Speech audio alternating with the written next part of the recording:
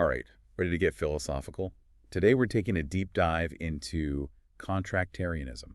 A theory, you might say, that's all about agreements, about justice, and about how we can even begin to think about how to build a moral society. And listeners, I think it's safe to say you're already familiar with the idea of a social contract. Right, that agreement where we sort of, conceptually at least, agree to give up certain freedoms. In exchange for the benefits of cooperation. Exactly. But today we're going way beyond just the basics. We're not going to spend all day on Hobbes and Locke. No, we're going to assume you already know them pretty well. We're going to really dissect contractarianism. We're going to get into those little nuances that really make you think. Yeah, all those details. And we've got some great sources lined up, some that delve into all the different, I guess you could say, flavors of the theory. Hobbesian, of course. Kantian. Even some more modern takes, like Gauthier's morals by agreement. Oh, yeah, that's a good one.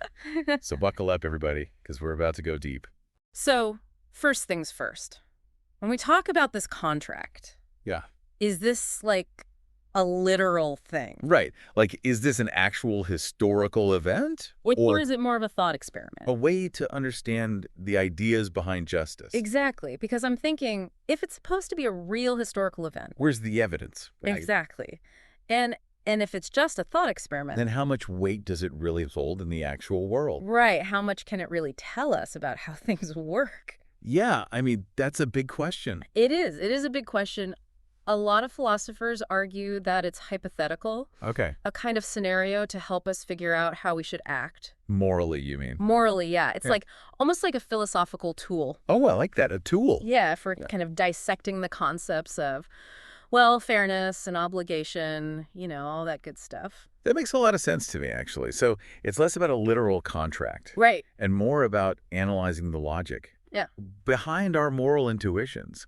Like, why do we think it's important to keep a promise? Yes. Or why do we feel like other people have certain rights that need to be respected? Exactly. Okay, that's cool. It is cool. But then there's another thing we need to consider. Oh, what's that? The contractors themselves. Oh, okay. See, contractarianism often starts with this assumption that people are rational and self-interested. Oh, so are we talking about, like, what motivates people? We are. Is it all just about what's best for ourselves? Right. Or are we capable of being truly altruistic? Because, if morality just boils down to self-interest. How do we ever build a society that's truly moral? That is the million-dollar question, isn't it? It's where this whole debate gets, really heated. Totally. Hobbes, for example, he had a pretty bleak view of human nature. Oh, yeah, he did. He believed that if there were no rules, no society. Just the state of nature. Right. It would be brutal, just a war of all against all. And that's why he thought we needed a strong ruler. Someone to force people to stick to that social contract. To keep everything from descending into chaos. Exactly. But then you have someone like Locke, who believed in natural rights. That we have inherent rights. To life, liberty, and property. Right. And those exist whether or not there's a government. So how does that fit into this whole contractarian idea? Right. It seems like a totally different way of thinking about things. Well, for Locke, the social contract isn't about giving up those rights completely. Okay. It's more about figuring out how to protect them better. So individuals, they agree to a government. But not to escape some horrible state of nature.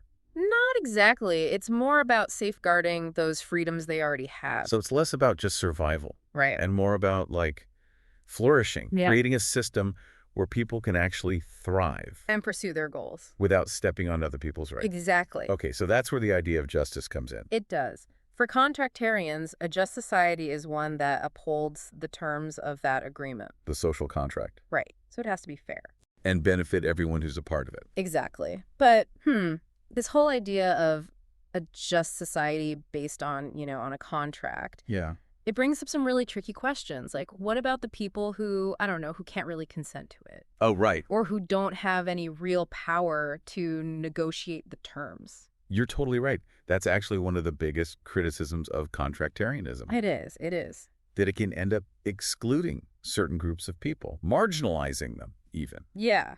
Like, think about people with really severe disabilities. Oh, yeah. Or children. Yeah. Or even, non-human animals. Right. Can they really be considered part of this contract? Can they? That's where things get super complicated. Yeah, for sure. I mean, some contractarians try to address this Okay. How? by saying we should think about participation in a broader sense. So, for example, maybe we can include these groups indirectly. Indirectly. Right, like based on our long-term interests. Oh, okay. I see. Or based on what we understand about, societal well-being as a whole. So it's not necessarily about getting literal agreement from every single individual. No, not necessarily. It's more about understanding that a just society considers the needs of everyone. Yes, all of its members, even the ones who can't, actually speak for themselves. Oh, okay. I see. So it's about recognizing the moral significance of everyone. Of everyone, even if Right. they don't fit that traditional idea of a rational contractor. Right. And Correct. actually, some philosophers have taken this even further. Oh, really? Yeah, they've started to apply this idea of a contract to, future generations. Wow. Or even entire ecosystems. That's amazing. So we're talking about more than just individual rights and obligations now. We're thinking about environmental ethics. Whoa. Intergenerational justice, even. That's really interesting. So even if we broaden this idea of the contract, it seems like there's still kind of a rosy picture of human nature, right? I mean, we keep talking about rationality and self-interest. Right. But what about all those other emotions that people have? Oh, yeah. Compassion, empathy, even resentment. Yeah. Do those fit in here? Do they have a place in contractarian thought? That's a really good point. And it's true, traditional contractarianism can seem kind of, Cold. cold, calculating, like it's all about logic. It's just pure self-interest. Right. But these days, a lot of contractarians say that actually emotions do matter. Okay. They say emotions shape our moral choices. Even if, maybe those seemingly altruistic things we do, Yeah. maybe they can be traced back to some kind of self-interest. Oh, so we do nice things because it makes us feel good. Yeah. Or maybe we want people to like us. Or to approve of us. Right. Okay. So it's not that emotions are irrelevant. Not at all. It's more that we view them through this lens of ultimately serving ourselves in some way. Yeah, that's one way to think about it. But of course, some people think that's too simplistic. They'd say, hey, we got to give humans a little more credit than that. Okay. That our motivations are way more complex. Right. That it's all this interplay of reason, emotion. Yeah. Right. Even how we were raised, how society shapes us. It's like we're getting into the really deep stuff now about the nature of morality itself. We are. And what drives our actions. And this is where things get really, really interesting. Right. Because if we move past this idea that it's all about self-interest, Yeah. then contractarianism opens up a whole new world of possibilities. Like what? Give me an example. Okay, well, how about subversive contractarianism? Subversive. Yeah. It's this approach that uses the idea of a social contract Okay. to critique the power structures we already have, to Interesting. point out the injustices. Okay, but how does that... It seems kind of counterintuitive, right? To use a theory that's all about agreement Yeah. to analyze systems that are based on oppression. That's exactly the point. No. These subversive contractarians, Yeah. people like Carol Pateman and Charles Mills, they Right. say, look, a lot of our social systems, our political systems, they're built on these unspoken contracts. Unspoken. Right. Contracts that benefit some groups Okay. at the expense of others. So these aren't literally written down, right? No. They're more like, Just the way things are. unspoken agreements, social norms. But they keep these power dynamics in place. They keep the hierarchies going. Okay, I think I'm starting to get it. So, for example, there's Pateman's idea of the sexual contract. Sexual contract. Yeah, she argues that there's this kind of historical, ongoing agreement Okay. that gives men all the power and subordinates women. Oh, wow. And it shakes everything. Family structures, Right. the economy, everything. So by using this language of contractarianism, Yes. they're trying to expose these hidden power dynamics. Exactly. They're saying, hey, this isn't some natural order of things. This is based on agreements. Right. That are deeply unfair. That's pretty radical. It is. It's like they're flipping contractarianism on its head, Right. not using it to justify the status quo, but To critique it. to critique it. And I think that's why contractarianism is still so fascinating to talk about. It really is. It gets us thinking about the foundations of our moral lives, Yeah. our political lives, Hmm. and it makes us ask some really hard questions about how we want to organize our societies. So, okay, we've been talking about this idea of a social contract, like what it even means. Right. Who's included. And who might be left out. Yeah, and even how it can be used to, critique systems of power. All that stuff. But I guess I'm wondering, like, how does this all connect to the real world? What can we actually do with these ideas? That's where we can start to think about how these big philosophical ideas actually play out in our political systems. Okay. Think back to what we were saying about Hobbes and Locke. Okay. They both used this idea of the social contract, right, to explain why governments exist in the first place. Exactly. But they each had, well, pretty different visions of what that government should actually look like. Right. Hobbes, he was all about order, like even if it meant giving up some freedom. Right, having that strong sovereign to keep everyone in line. Whereas Locke, he was more about protecting individual rights. He thought that citizens have a right to stand up to tyranny, to resist. Exactly.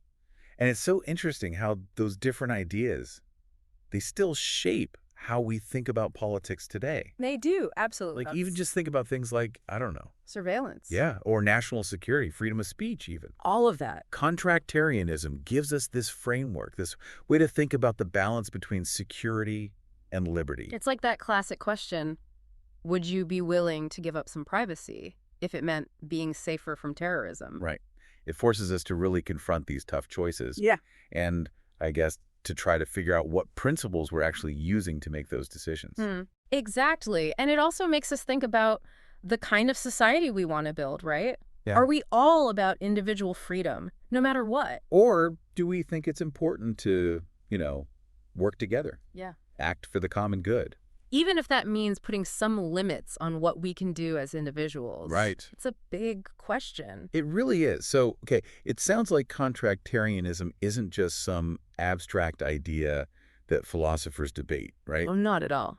It actually matters for how we think about governing ourselves, Absolutely. about our rights, and how we balance them with the needs of the community. It's about the very foundation of our political systems. That's amazing. It is. So as we kind of wrap things up here, we've covered a lot. Right? We have, from the basic idea of the social contract. All the complexities. The critiques. Yeah. But I guess I'm still left with this one big question. Like, if morality really is based on these agreements, Yeah. how do we make sure those agreements are actually just, that they include everyone? That's the question, isn't it? And philosophers, well, they've been trying to answer that for a long, long time. Yeah. But, I think contractarianism at least gives us a place to start, a way to think about what justice means and what it takes to create a moral society. That's true. Just a lot to think about. It does. It does. But, in the end, it's up to us, all of us, as individuals and as a society, to keep asking these questions, to refine our ideas about this contract, to try to build a world that's truly fair. Right. And just for everyone. That's a really powerful thought to end on. So, listeners, as we wrap up this deep dive into contractarianism, we want to leave you with this challenge. Keep thinking about the principles we've been talking about. Question the assumptions that people make. Challenge the inequalities you see in the world. And work towards creating agreements that benefit everyone, not just a select few. It's on all of us. Thanks for joining us.